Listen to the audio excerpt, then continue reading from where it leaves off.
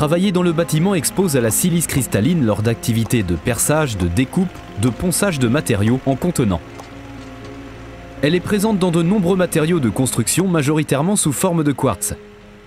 Lors de la mise en œuvre de ces matériaux, elle est émise dans l'air sous forme de poussière. Elle favorise le développement de maladies invalidantes et impacte également d'autres organes comme les mains ou les reins. Depuis 2017, la législation européenne classe les poussières de silice cristalline comme cancérigènes. De nombreuses professions sont concernées.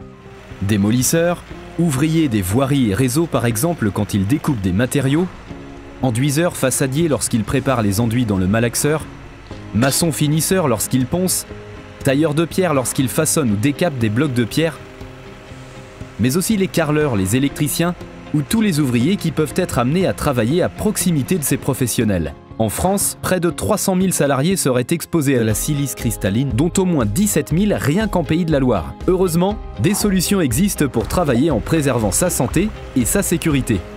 Pour se protéger, il faut savoir évaluer les risques et utiliser un matériel adapté. En atelier, il convient de privilégier le matériel, les outils adaptés et les protections collectives de type captage à la source, sans oublier la ventilation générale. En intérieur comme en extérieur, on privilégiera le recours à un système d'abattage à l'humide.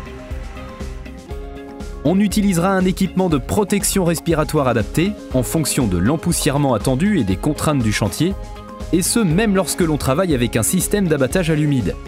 Et n'oubliez pas, l'entretien, la maintenance du matériel, des buses et des filtres est essentiel. Cela permet d'éviter les dysfonctionnements. Les dispositions réglementaires sont là pour vous guider dans vos démarches de prévention du risque silice.